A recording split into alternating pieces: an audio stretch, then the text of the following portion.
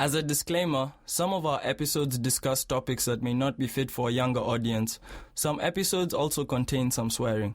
This show was produced by the Geek Happy Network, creators of the very best in audible oracle entertainment. If you enjoy listening to Represented, remember to subscribe and leave us a review on your favorite podcast app. We'd love to hear your thoughts.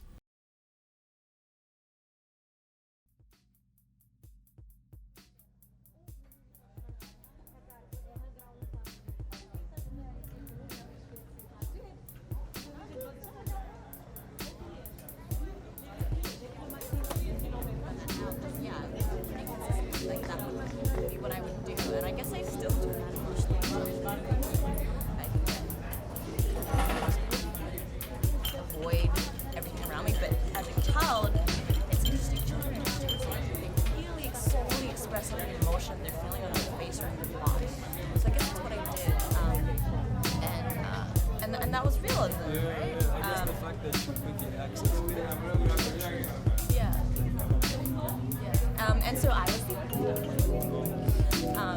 in a similar vein, I only auditioned like twice for professional productions when I was back in Australia.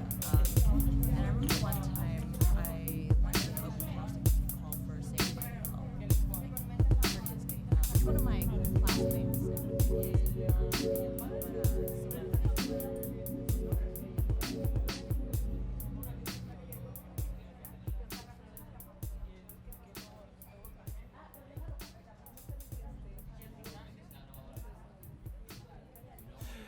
Hello and welcome to the Represented podcast. I'm your host Nyx. Hello to our viewership. And today I have a guest with me, someone that I met not too long ago, and someone that has a lot of interesting things going on in her life, and someone that has interesting perspectives too, I think, and hopefully we'll get into some of the reasons I think why. And welcome to the Represented podcast, Jaymee, Mac. Thank you for having me. And Jaymee is an actor or a thespian, or Actor, how yeah. would you describe what you do? It's interesting because I think this year, when I first started auditioning, I identified as an actor, and then this year I started producing my own short films, and so now I think I identify more as a filmmaker as opposed to just an actor. I mean, I'll still introduce myself as an actor, particularly if I want to get cast in something.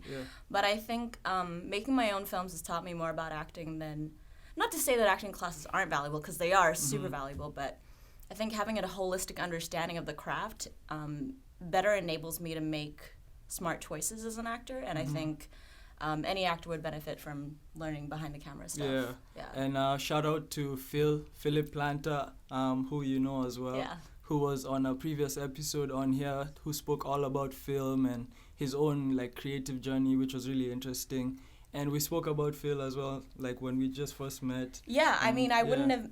I don't know if I would have met you without Phil, because Phil, I was looking for writers for my next short film, which is a mockumentary, and so he was the one who, within 5 minutes of me asking him on Facebook, like, hey, do you know any like good, funny writers? He immediately puts me in a Facebook group with Mick and Mike, or just Mick, I think.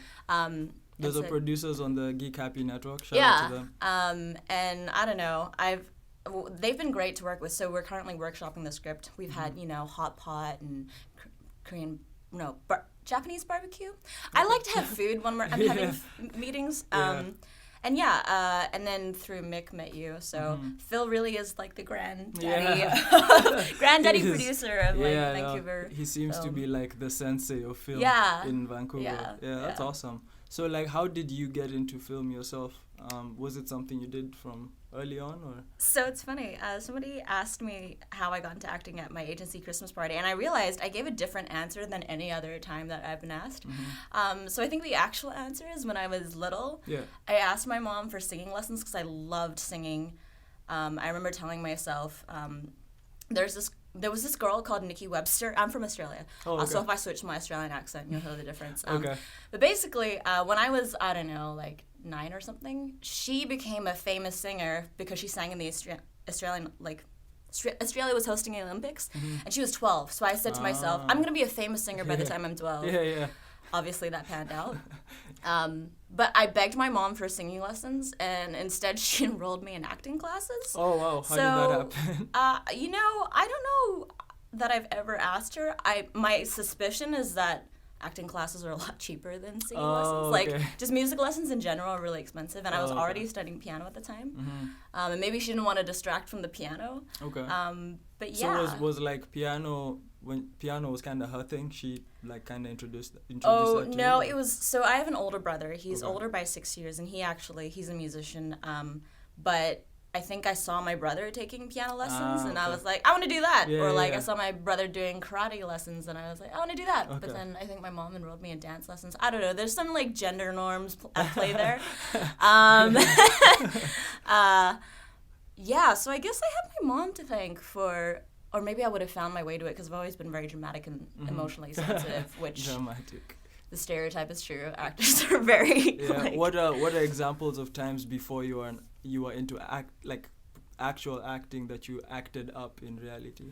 So the one best example. These are great questions. Oh my god. Thank you. Um, No one's ever told me that. Well, I don't know. I made one of my majors at my first degree was journalism, so I think I really appreciate when good questions are asked. Nice. I'm glad. But I remember when I was in, I think, grade 1, my class was reenacting The Ugly Duckling. Okay. And so the teacher said, all right, I'm going to decide who's going to be the ugly duckling. So in order for me to do that, if you want to play the ugly duckling, I want you to act sad right now.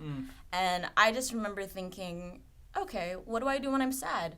Because immediately every other person that I was competing against, I guess, immediately starts going, wah, wah, yeah. and I thought, well, when I'm sad, what I do is I curl up in a ball and I like hunch my knees to my like bury my face in my knees, and I just like cut myself off from the outside world. And it's funny thinking about that now, because pretty consistently like that would be what I would do, and I guess I still do that emotionally, just not physically. Like I can get kind of closed off and avoid everything around me, but as a child, it's interesting. Children are interesting because they really fully express every emotion they're feeling on their face or in their body.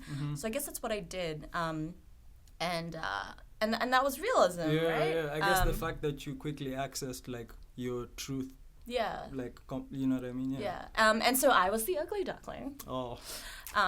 In a similar vein, I only auditioned like twice for professional productions when I was back in Australia. And I remember one time I went to an open casting call for Saved by the Bell, I think, for Disney, which one of my classmates ended up getting cast in. Oh, cool. But similar thing where there's like, I don't know, 20 of us kids in a room, and they were getting us to do all these kind of different exercises. And at one point they say, all right, now I want all of you to do something to like stand out. Just whatever you can think of, just stand out. So again, similar thing. Everybody in the room starts jumping and blah, blah, blah. And some of them are very athletic. They're like doing cartwheels and shit. It's kind of like pandemonium. And I think, well, being different isn't about necessarily being the loudest sometimes. So I did the exact same thing, I think. I just like sat there real still, like cross-legged or something, and just like stared at the camera. Yeah. And I actually wrote my email address wrong on the sign-up form, so they ended up like hunting me down, I guess, because they really liked that. And then at the callback, I didn't end up booking the part, and this is why. Because when I read the audition scene, I think I read the character as like an airhead, and I kind of gave her like a stereotypical Valley Girl accent. Yeah. And they said, oh, that was great, but could you do it more like, you know, Phoebe from Friends? And at the time, I hadn't watched Friends. I've since watched every episode and like had a marathon with a friend where we made T-shirts saying, I'll be there for you on another T-shirt if you're there for me too. At the time, I didn't know what Phoebe was like, so I just kind of like amped up the Valley Girl and didn't get cast. So unfortunately, I'm not a Disney child, but... And so you mentioned something interesting, which I guess is kind of like where this podcast usually goes, in terms of like you being able to access that kid who like notices the difference between like you are kind of aware of how you really are, and that you didn't have to cover that up like early in life, where like all the other kids would do what all the other kids would do. Why? Like, what's that about? Why are you this way? Something that I think is very common with other actors is that we tend to be very introspective and analytical. And for me, at least, that comes from a place of I've just always been incredibly emotional, to a detriment sometimes. And I think I can't help but like wear my heart on my sleeve. I roll my eyes because I feel like the older I get, the more cliche sayings make sense, and I just want to say them because I agree 1,000%. It's like every day one random like line my mom said comes. I'm like, ew, like no. You'll understand when you're older. I'm like, oh, like stop, like get out of my head. I totally understand. So I think, because I was always just feeling things really deeply. But you didn't really have a way to articulate it at the time, did you? I kind of just exploded it in everybody's direction whenever. So really, I think it's funny because I was explaining to somebody the other day that I think there's two different kinds of actors, or people who want to be actors. There's actors like me, I guess, who have just always been very in touch with their feelings. And then there's people who want to be actors but struggle to be vulnerable, struggle to open up, and so their major challenge is to be emotional, whereas for me, being emotional is the easy part. It's everything else around it that's more difficult. Like reeling it back, for example? Yeah, or trying to learn how to be a healthy, stable human being, which I think is a common experience, but I think for me in particular, like my major... particularly this year, my major goal has been, how can I be a happier person? And I think we might have talked about this before, but I think fundamentally, the way you become a better actor is you become a better human being, because that's all acting is. It's being human. So if you can better figure out how to... I think no matter who you are, it's like trying to figure out what other people like. So if you're maybe a bit more emotionally damaged, trying to figure out what it's like to not be emotionally damaged, and then vice versa. Like if you've never struggled with emotions, in some ways that might be harder to figure out how to reach that depth. And I've talked to other people who have also struggled with mental illness, and it's interesting going through our own personal journeys to become healthier. It becomes harder to tap into that emotional well, because now that you know what it's like to be healthy, you don't want to go back there. Whereas before, when it's just at the surface, it's really easy to tap in. But at the same time, I would notice. So for example, for me, when I get upset, I tend to self-victimize and get sad. Whereas I know other people who never get sad, but they tend to get angry. And so for me, in scenes, anger is a much more difficult emotion to play than sadness. And so I have to work that much harder to get angry. And vice versa for friends.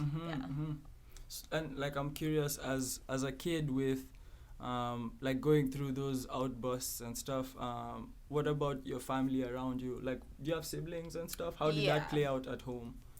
I wonder if my family are gonna listen to this podcast. Sorry in advance. It's interesting because now I live on the other side of the world from them.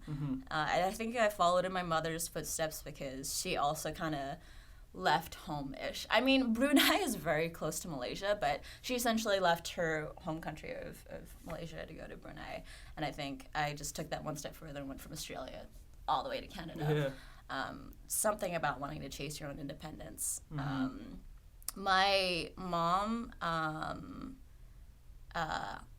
she shows her love in different ways. So the way that we communicate in regards to emotions is very different. So I think, in some ways, she wasn't necessarily equipped to deal with my emotionality. And I recently talked to my counselor about this, but because my emotions weren't necessarily always validated, I would get in trouble for crying and stuff. That kind of contributed to kind of a lifelong journey with anxiety. And I think something that I also talked to my counselor about is that I am trying to learn to be better with giving myself permission to ask for empathy from other people and also for empathy for myself. Because I think before I didn't want to validate negative emotions because I thought that would be encouraging them. Mm-hmm. But my counselor kind of helped me realize that if you just acknowledge them, that helps you let go. And then we were kind of talking about how maybe that from like an evolutionary standpoint, we don't really remember like positive things as easily as negative things because maybe our body is perceiving them to be future dangers, and so we need to hang on to them. But and social media doesn't help with that. Yeah, but I recognize that I'm wired in a way where I'm categorizing a lot of things as dangerous that definitely aren't and probably aren't required for survival, and I should probably just like let them go. Circling back to the initial question about family, so I think my brother is kind of opposite from me. Like, I don't think he's the sad type. I think he, especially because my dad always lived in Macau, which is a different country. I think, I don't know, I don't want to put words in his mouth, but I think there's some pressure to like be like the male figure in a family. And so I think he always wanted, or maybe, don't want to put words in his mouth, but wanted to be stronger, and so more of the anger than like sadness type thing. So I think one of the other reasons I was drawn to acting was because I was like super socially awkward. I'm still like pretty awkward when I'm like intimidated by people. But I'm glad I don't intimidate you because you haven't been awkward at all. Yet, sure. I guess. Yet. But I didn't know how to like talk to people. Like, I remember one time working at my ice cream job in high school and consciously one summer holidays trying to look at my coworkers and be like, oh, they're asking how the weather is. I can ask how the weather is. Is this what small talk is? Whoa. So acting kind of, there's literally a script for how you should act. And, you know, it kind of exposes you to different social situations and kind of teaches you how to be. And it also, I think, if you're super, super socially awkward, then maybe you don't know how to navigate into certain experiences. One example being in a romantic relationship, and so acting kind of lets you experience things without necessarily having to get there in your own personal life. Do you think this is just a random question, but do you think that's why a lot of child actors grow up too fast, I guess? Maybe. Or maybe not grow up too fast, but I guess you hear a lot of these tragic stories about child actors like in the media and stuff. I don't know if they hype it up, but the way you described being able to experience stuff outside of yourself, I'm wondering if certain actors are put through certain roles as kids. So I remember one of my acting coaches when I was a kid, when I first learned about substitution, which is essentially if you're doing a scene, trying to either think of a trigger, so a memory that'll put you in that emotional state, or even not a memory, but imagining yourself in a scenario that would elicit that same emotional response. And my teacher said, you got to be careful with this, because, and I don't think he used these words, but he was like, because some people end up real fucked up. And I mean, not those words, because he was nicer than that to children. But I remember we ran this exercise where I think I went up to the front of the class and he was like, okay, now think of a time where you were really sad. So I remembered when I was standing in line outside class, and then this guy in my class comes up and he goes, ha, there's the fat lady. I was real chubby as a kid. And I felt really sad. So I'm standing in front of class and I start crying. And then the teacher says, okay, now stop. And I was like, and I just kept bawling harder. And he's like, okay, go to the staircase and run up and down like 10 times until you stop. And so I did that, came back, calmed down. And I think that's when he gave his spiel about, you got to be careful with this, because you got to, part of the job of being an actor is like learning how to do that, but then also letting go immediately. So it's funny, when I'm acting, I can get let go real easily. But in my personal life, I find that a lot harder. And I think with acting, it's because it's not necessarily your trauma that you're dealing with, per se.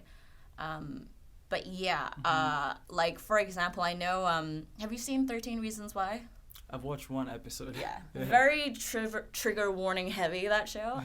But I know that the actors on set, they had like care animals and counselors there because they're dealing with very heavy content there. And I think that's something that professional productions tend to do because, you know, your psyche can be at risk. Yeah, that's interesting. And so was your family super supportive about your decision to go into acting then?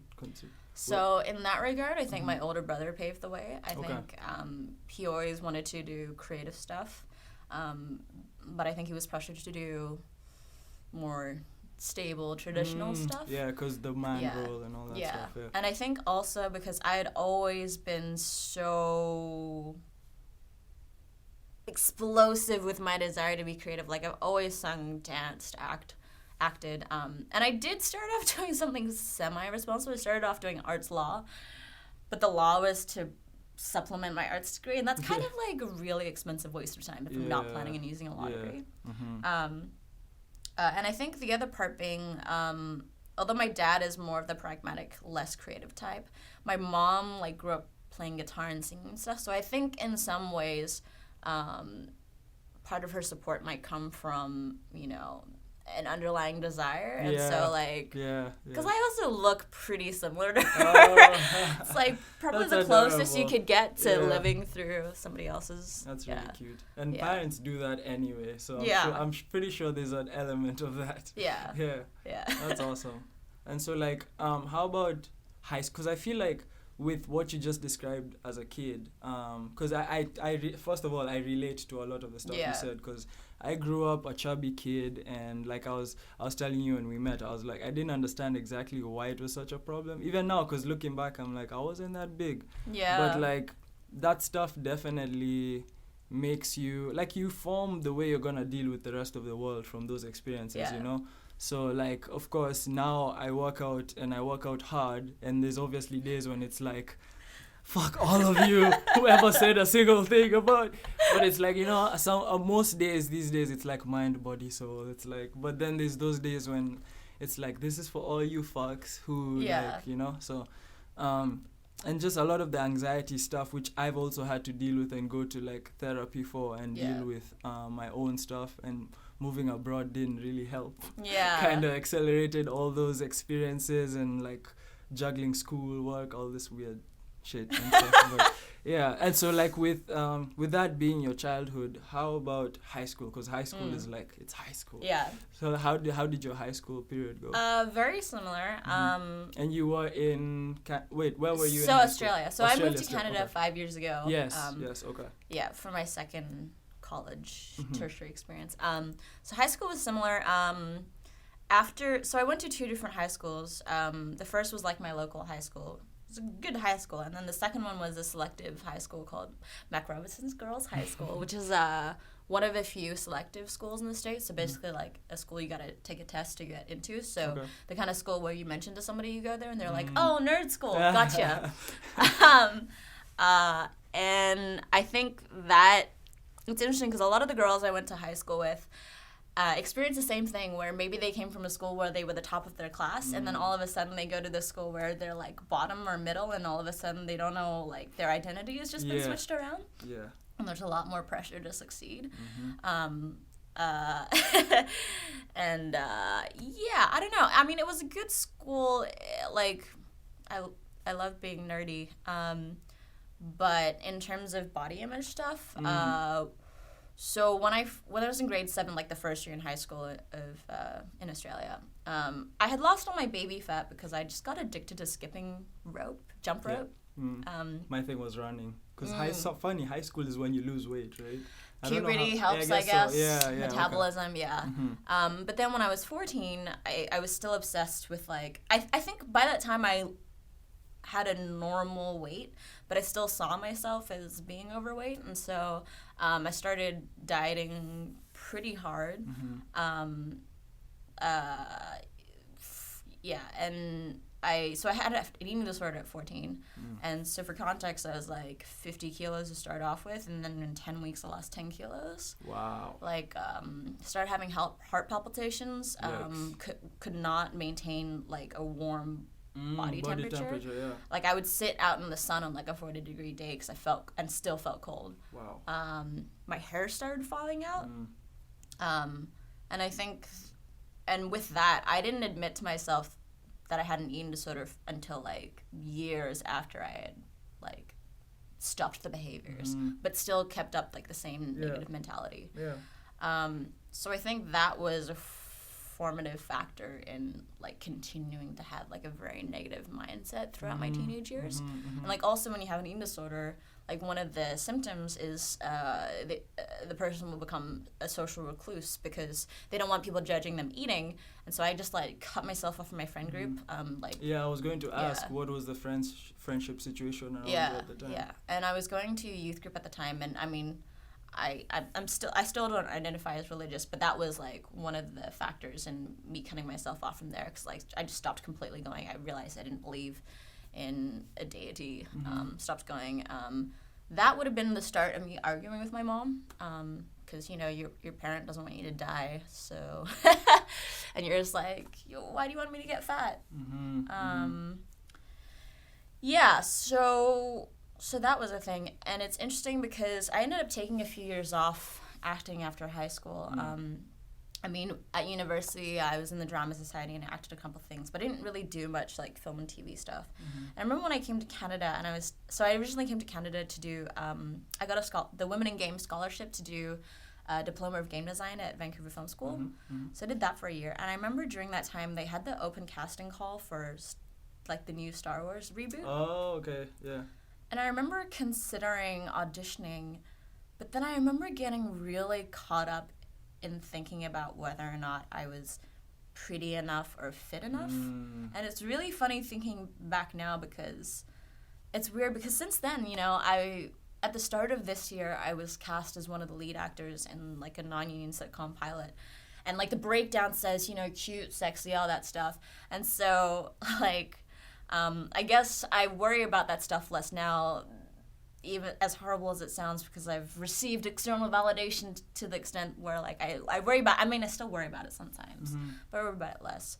So it's interesting to reflect upon like, not even auditioning for something, but considering submitting for a self-tape and thinking like, am I good enough? Yeah, and I think I just had this preconception that to be an actor you had to be like flawless, and that's super not the case. Yeah. Although that said, most people who aren't flawless end up being like character actors. I mean, a little less so now, but.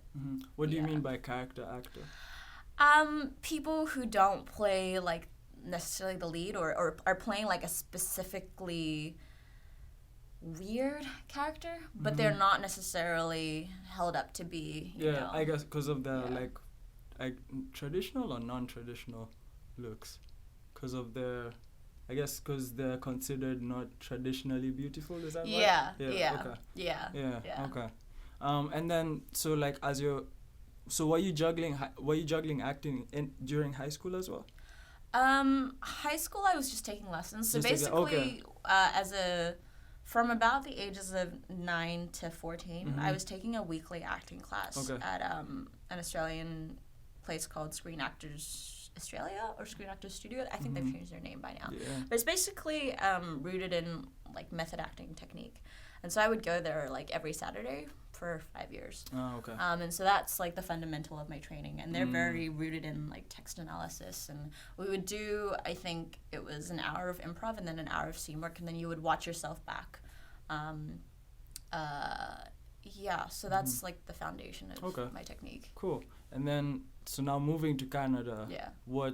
This is a different country, different culture and all that. How did yourself play out in that as well? Because that's a whole other experience, I'm assuming. Yeah, so Vancouver's very similar to Melbourne, except more weed. Shout out to weed. Yeah.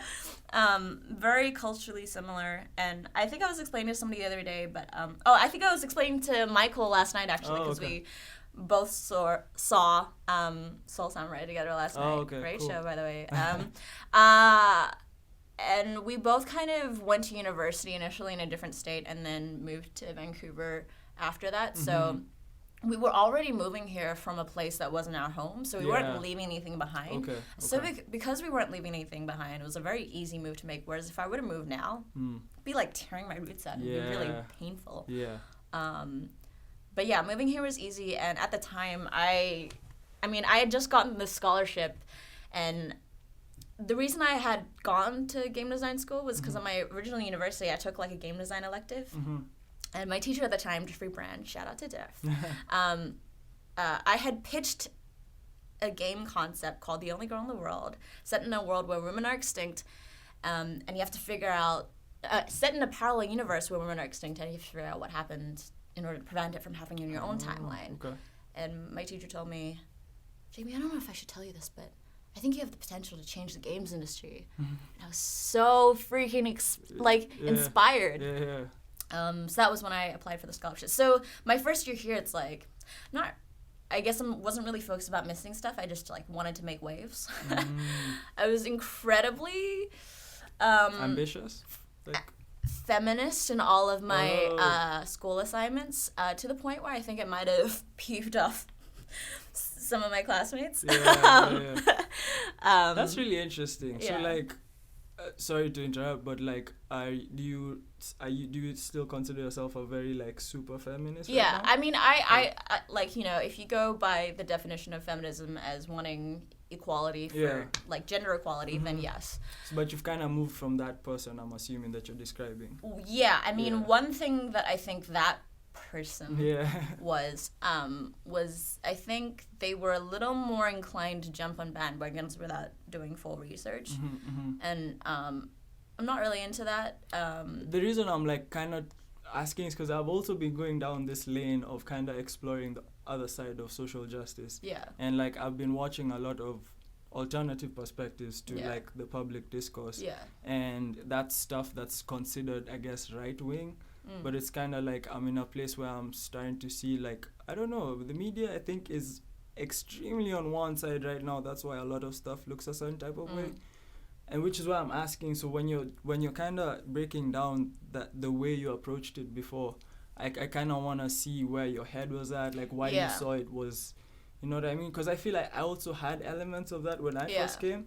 Like I would just take on stuff that people would say and use it because it seems like, you know what I mean? Yeah. It's like ideally we should all be looking at things on a per issue basis, but nobody has the time to fully research every issue, and so you have to determine which voices in the media you're going to trust, because you just don't have the energy to do that yourself. It's hard. It is. Yeah. It's actual work, because like I realized just how much, because I mean I really went deep into the people I've been watching, and like people that I've considered like thought leaders and stuff, and now I'm looking at them like, wait, where were you trying to take me though? Because I'm like, I feel like for the longest time I was the same, where I would follow a lot of popular conversation, but then from people who have already framed it the way they want to, you know what I mean? And so I missed out on a whole world of perspectives that I'm now discovering, and I'm like, oh shit. You know, like, I'm like, okay, mental notes. Yeah, I mean, you know, it's great motivation for wanting to study economics. Kind of runs everything. Yeah, no, it's crazy. And so, like, how has your time in Canada been? Do you love it here? Or? Vancouver's my home now. I mean, Vancouver's where I've become an adult, and also for the two industries that I'm in. So, as my day job, I still work as a community manager for a mobile gaming studio, and then with acting, like Vancouver's a hub for those two industries. So job-wise, like this is where I want to be at the moment, and I love like the Vancouver indie filmmaking community. I think overall they inspire me to want to be a better filmmaker, and it's nice knowing that you can reach out and have support. I think that's fundamental for whatever career you're pursuing, is you want to be where your people are. For sure. So I think that's been one of the things that I've been most grateful for this year, is realizing like that I have that community there. The indie game making community here is great too, and they were my first kind of friendship group. Like, if they didn't exist, shout out to Full Indie, which is a monthly indie game dev meetup. If they didn't exist, I wouldn't have any friends here. But now I've kind of transitioned to focusing more on the filmmaking community here. That said, Vancouver rains a lot, which is kind of, not ideal. No, I know. I know. And it's expensive here. Yeah. Outside of those two things, it's kind of a haven, I think, because Yeah. a lot of the world is in turmoil at the moment, or at least it feels that way.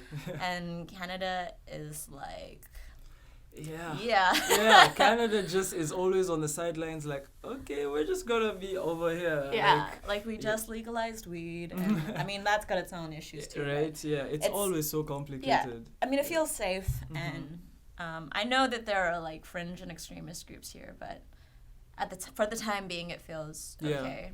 I think out of any place in the world right now, it's damn near like one of the few places where like you said, you just feel safe. Like you can actually just feel safe. Yeah. With no strings attached. Yeah. Because that feeling does not exist in many places, for sure. Yeah. Yeah, and I mean, being from Kenya, like I don't feel this feeling when I'm home, Yeah. We were just watching something to do with the Wild West, or I don't know. We were watching some historical films on Netflix, and me and my boyfriend were talking about, wouldn't it be horrible to live in a time where, you just had to worry for your physical safety like at all times? And I was thinking, yeah, but that's still definitely the case for a lot of countries in the world right now. Yeah. No, I when I visited home during the summer, I remember because this was the first time I visited home after going through a lot of just like self-evaluation. Yeah. So I was like very attentive.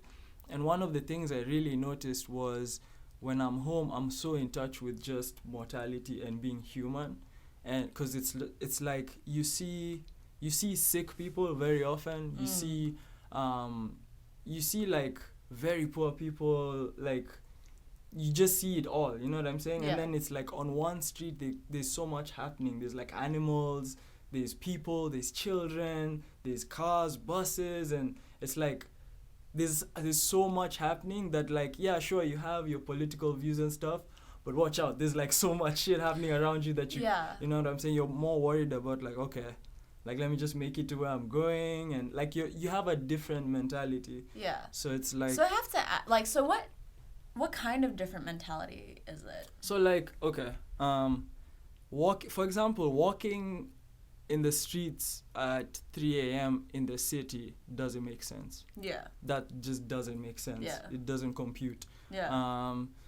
And like not leaving this is a good one, leaving electronics on your table, leaving backpacks like randomly, for like we're in the library right now.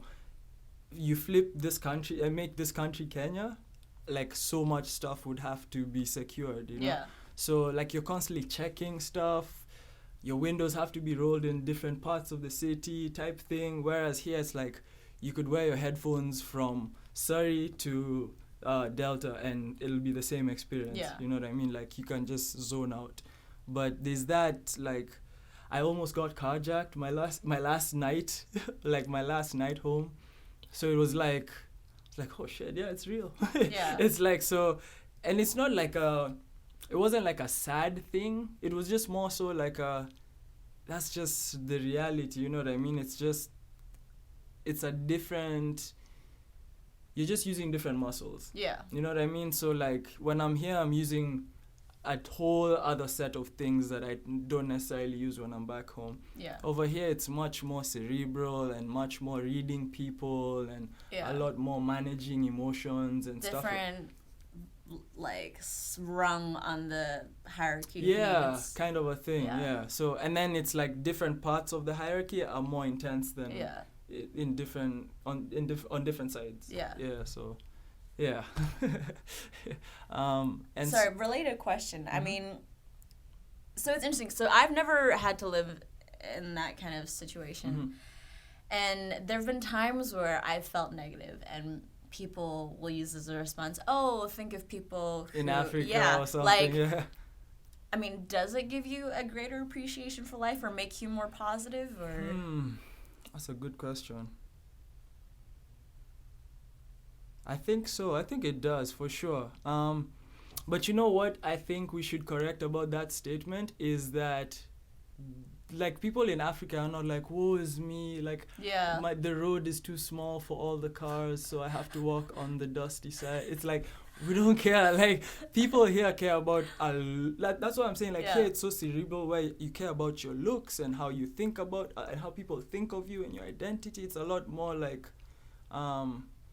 it's a lot more about, like, your, I don't know what to describe that as, but it's kind of like when your self-actualization.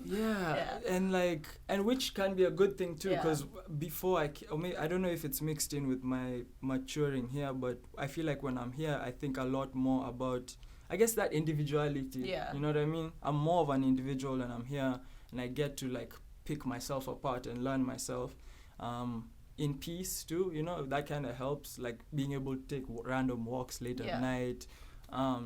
So in that sense, it's kind of like, I feel like in Africa we miss out on certain aspects of that. But on this side, like, the humanity is just like, if you compared, it's damn near, it feels almost like it doesn't exist here. Especially in Vancouver specifically. Like, people are just there. It just feels like people are just there, and like, you walk onto the bus, literally everyone is like this. And it's dead silent. And if you were to compare that in Kenya, for example, on public transit is the most chaotic, like, experience you can ever have, you know? So it's weird to come here and be in the public, like, you know, this is where the public is, but the public feels so silent and so, like, not together, and no one's looking at each other type thing. So in Kenya, is it much more common to just, like, strike up a conversation with a stranger? And oh yeah, for sure. And also you have no choice. We have the same population as here, but we're probably, like, smaller than BC. So, like, if you're in a lineup, like, people are literally standing, like, right next to you. It's like, so we're cramped up. You have no choice but to deal with people and, like, rub shoulders. And here there's so much space to just be yourself. So I guess those are a bit of the nuances. There's space for everybody in the island. I think, like, I don't know if there's that ideal world where we can have both. I don't know which country has balanced them the best, because I feel like no country has it 100%. So I don't know. What do you think? I don't know. I'm at a point now where I kind of want to travel more so that I can better understand what different cultures are like. I know that when I visited, like, China, the cramming aspect has felt very overwhelming because it feels aggressive. And I mean, there's different scales for what's considered polite, and I mean, I get it. Like, if you don't speak up, you'll get trampled, or you just won't get to your destination. So I get it. And it's like, you take that same culture and you put it here, and you're like, why do you need to be so aggressive? Like, everybody's going to get there on time. Like, it's going to be fine. But so I get it, but I am accustomed to space now. Right? I feel you. It's tough. And I when you said that, it, like, struck a chord, because even me, myself, as a Kenyan, having been used to life here, when I go back and I see that kind of, like, different level of aggression, and it's like, you question it so much, like, why are people like this and this? And a lot of us people who've traveled outside have that experience where you go back home and you judge a lot of the stuff. But I was lucky to have older siblings who had traveled before me, and so I always saw them come home, have this, like, dissonance, and they go crazy and then go back, and it kept happening. So I was like, okay, I get it. So by the time I was going through it, it was kind of like, okay, center yourself, be calm, you know what's happening right now. It's funny, what would be the country of choice for you if you were to travel? Right now, Japan. Just because I recognize that a lot of the media I've been watching has been Japanese, and I think I'm very interested in their food and culture. Specifically 2 shows on Netflix, one being Tokyo Diner Midnight Stories. It's basically a show with this kind of Japanese, like, chef who's a stoic cowboy, and it features a different story each episode. But it's just, I like the contemplative mood of it. And there's a different dish featured each episode. And then the other show being Terrace House, which is just like the slow burn romance reality TV show. And I am very interested in that, I think. Yeah. Cool. And so like right now with your acting, is it okay if we mention where you're the show you're on right now? Yeah. So you're currently on Supergirl, right? Yeah. And it's on which network? CW Network. CW Network. And how did you get into that role? So basically, anytime my agent sends me an audition, I do it. Okay. And I mean, I realize I'm really fortunate because I have a day job with flexible hours, and so I work 40 hours a week, but I get to choose where I put them. So I've been fortunate enough to never had to say no to my agent, which I know is not the case for some of my friends who have to like swap shifts or can't like get people to cover them. The week before I auditioned Supergirl, I booked another role on another TV show, which I don't think I can mention that one because that hasn't been out yet. Actually, no, it's on my IMDB. Okay. But Snowpiercer on the TNT network. And so that was like my first big kind of booking. And so I think I was already riding like a wave of confidence. There's an adage, probably for all industries, but acting in particular, where they're like, good things come in threes. And so one of my acting coaches mentioned, you'll notice sometimes it'll happen in threes. Like you book one thing and you're just riding that wave of confidence and you'll just like bam, bam, bam. So similar here, booked that, and then the week later did my audition for Supergirl. And it was just a very good week. What's your role on Supergirl? So her name's Mackenzie, and she's a rookie reporter, and she has an affluent background. It's mentioned that she's friends with Oprah. Okay, nice. It's not written in the show, but I've decided that her goal in life is to win a Pulitzer Prize. And she she can be kind of rude at times, somewhat bitchy. Yeah. Was that easy for you to access? Oh, I mean, yeah, but it's funny because my friends or acquaintances, people I know, will say, "Oh wow, that character's so different from you." Part of it is like, I've always been kind of a tomboy, and she's super feminine, and I mean, my hair and my makeup on the show is very different. She wears high-end clothes. Yeah. I bargain shop like there's no tomorrow. But it's funny because in my audition, the casting breakdown had said, okay, we don't want you to play this role bitchy at all. Like, no hint of bitchiness, just like down to earth, just very real. Don't overact anything. So I went in and I mean, the scene, which is very close to what's in the episode 1 of season 4. She basically steals a story from another reporter. My friend Aaron would say, "You didn't steal it. You were just doing your job, and you just did it better than her." And I'm like, "Thank you, Aaron. I love you." So it's written in a way where like the obvious thing is to play it bitchy. So I went in and I did my actor thing, just played it real grounded. And then they liked it, and then I booked it. And then it was funny because day 1 of shooting that episode, director was like, "Yeah, so can you just make her like bitchier? Just like, just go over the top because we can always pull you back. And there's no too over." Yeah. And then I did it, and he's like, "No, more. Just like bitchier. Like just have fun with it." And I was like, "Have fun with it, you say?" Huh. And it's funny because like most casting directors in town, and especially when I was starting, my agent told me, the trend right now is to go very realistic, don't overact anything. So it was kind of fun to be able to go in that direction and just ham it up, and really try to play for the comedy. And so what's the experience been like with the rest of the cast? Are you like working closely with the other actors? So nice. Yeah. So I mostly work with Makad Brooks because on the show he's my boss because he's running Catco at the moment. And it's funny because on the show, he's a straight character. Whereas in real life, I find him personally to be the funniest person on set. And it's interesting because I had a conversation with him the last time I shot where he was saying that, he really wants to do comedy. And I can see why. He's just so naturally gifted with comedy. So it's interesting to have that conversation because I think overall, there's a lot more drama that shoots in comedy, but comedy is so much harder. But I think, at least my perspective right now, is that comedy in a lot of ways is more valuable because life can get real dark and depressing, and it's harder to make somebody laugh than make them cry. And so if you can bring a bit of joy into somebody's life while still teaching them about the world, like that's so valuable.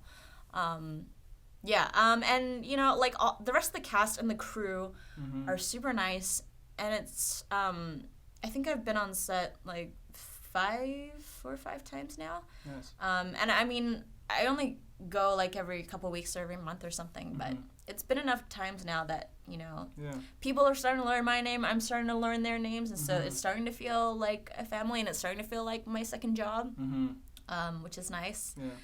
And yeah, they're warm, and I also love seeing so many women on set. Oh, yeah. That is definitely Supergirl. something I appreciate. The last episode we shot, the director was female, and it was interesting because I was wearing heels, and I don't normally wear heels. Like, I normally wear, like, boots because they're practical as fuck, or sneakers. Yeah. But Supergirl is very, like, especially Catco is kind of not super high fashion, but I'm like, what are these floofy bits for? I guess floofy was like fashionable right now or something. So I tried to keep my heels on the entire shoot so I could get more used to them. And like after my first day shooting of Supergirl, I went home and bought heels so I could practice. But then the director noticed that my feet were hurting. She's like, oh, we need to get you like out of these right now, 'cause, like in between takes, because and I know, because like when I am having a night out, like that's how I feel. And it was just. It's not that the male directors on the show have also been really warm, but it was just nice to have that kind of empathy. And I don't know, like, she felt super approachable, and her background was she was a camera operator for a long time, so it's, she kind of had that neat balance of empathy and technical skill, and I don't know, it was just nice. Yeah. Yeah. And what about, like, with mental health and that stuff? I guess it's a never-ending battle for everyone. But would you say would you say you're at a place where you have a handle on most Sometimes. things? Yeah, than before. I think it depends. I mean, as your life changes, you just need to adapt. Maybe the exercises that you need. Or what? Maybe I should ask, what are the ways you're handling things now? Because I guess through life you learn different things in different stages to just deal with the next stage. Yeah. So what are you doing in this stage to handle it? I prioritize exercise more now than I used to. I think in the last week, dance has kind of helped me in terms of exercising to relieve stress, but also creative expression to relieve stress. And also what I was saying before about giving myself empathy to just acknowledge and validate my own feelings and talk to people about it and not feel bad about it. I think oftentimes when you're struggling with negative emotions, you don't want to talk to other people about it because you don't want to bring them down. No. Yeah. But I think it's interesting because after kind of embracing with my counselor that validating your feelings by either saying it out loud to yourself, saying it out loud to somebody else, writing it down, helps you let it go. I think for the first time I genuinely felt like I wanted to be that person for other people. Because I think before I felt like I was encouraging them, but having a better understanding of how it helps them makes me more willing to put myself in a position where I can not necessarily take on their pain, but just be somebody who can help them release it. And it's not about giving them advice on how to get over it or whatever. It's just being there so that they can take that step to just say it. And also the other important thing that my counselor said was, validating it, sometimes it takes more than once for you to be able to let it go. And I was like, oh, it's such a fundamental thing, but it's so easy to just, write it down or talk to somebody and think, I still feel the same. I've gone for a run. I still feel the same. I'm always going to feel the same. So trying to do that better, and communicate to my partner if I'm not feeling great. And I know it's a journey, but I think also, embracing that I'm not going to be 100% overnight, and there's always going to be emotional challenges up ahead, but just trying to manage it better, I think. Yeah. And do you still talk to your family often, or? We have a group messenger. We all do. WhatsApp or? No, just Facebook. Oh, okay, we do WhatsApp. I don't know. I don't really like WhatsApp. Yeah, and we talk occasionally. Like I'll Skype my mom every now and then. Do you miss Australia at all, or no? No. I think it's because I like my whole adult life has been here. Yeah. I miss the baked goods because cakes here suck. A lot. Don't get me started on food, please don't, because I could go for a whole hour on what's wrong with everything we eat here, man. That's another thing. So like, food is just like. I love food. I'm gonna so stop. much. I'm gonna stop. I can't do this. Yeah. So like, how do you feel about? What do you see for yourself right now in Vancouver? What are you trying to do for yourself? What do you want to do with acting, your professional life? What's like your ideal situation, and why?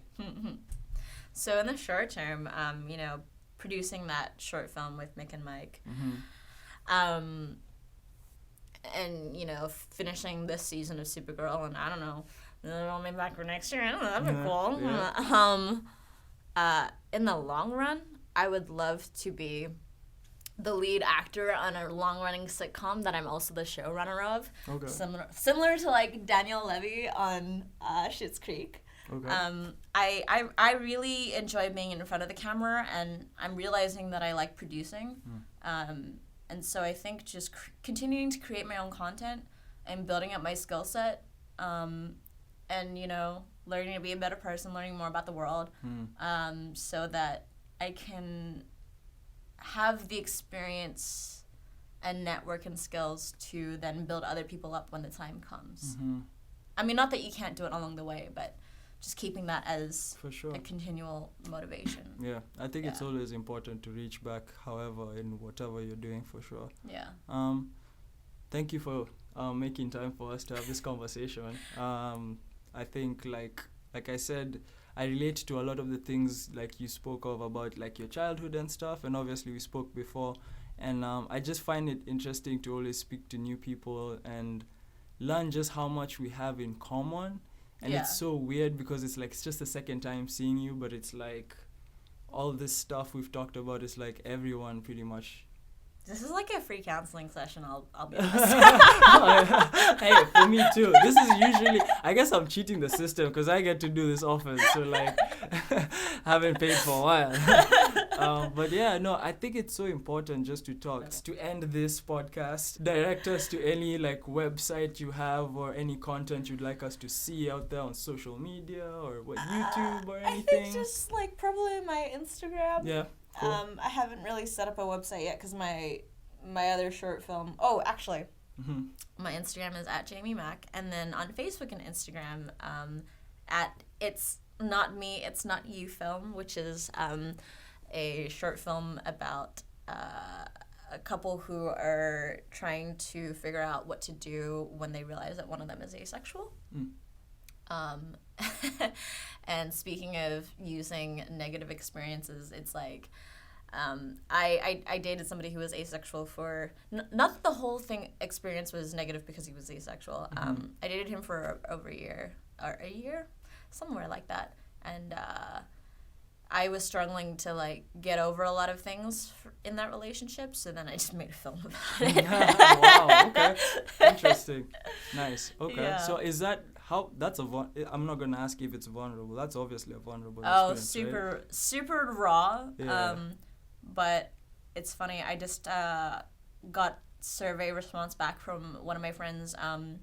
She's an admin for AVEN, which is the Asexuality Visibility Education Network, I think is the full thing. Wow, okay. And it's a educational resource base, but also it's a forum online, like the biggest asexuality forum. And so she kind of helped educate me more about asexuality. And she also, sat down and Skyped Lee, who's my co-star in the film, because he plays the asexual character there. And having her feedback on the film makes me feel more comfortable about releasing it into the wild.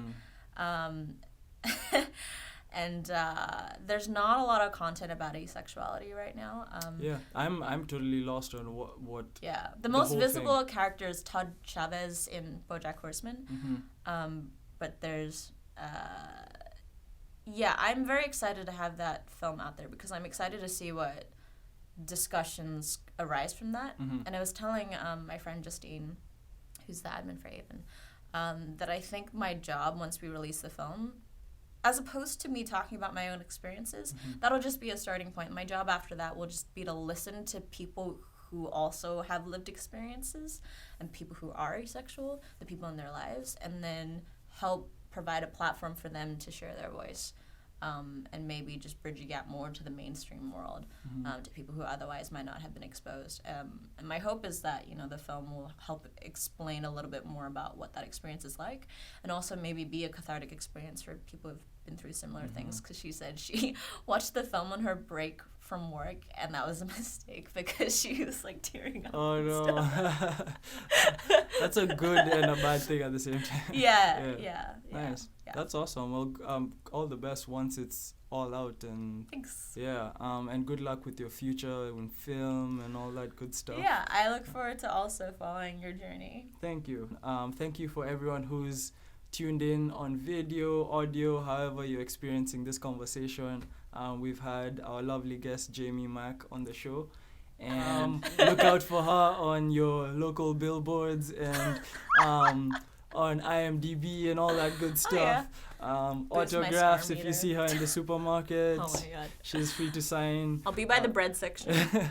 But yeah, thank you for joining us and making time for this, and I'm really grateful that you were sharing what you shared, and yeah, thank you for joining us. Peace. If you'd like to be a guest on the Represented Podcast, feel free to hit up at Represented Podcast on Instagram or email us at representedpodcast@gmail.com. Thank you for listening, and for more Geek Happy Network shows like the Monster Slayer's Guide to Slaying Monsters, or partner shows like the Jay and Tay Show and Book and Bitch, come give us a listen at geekhappynetwork.com or look for us on your favorite podcast app. And be sure to follow us on Facebook or Instagram at Geek Happy Network. This show is hosted and created by myself, Nyx, editing by Robert Mudhama, and myself, video editing by Russ Rara, and intro music by Mick Narciso.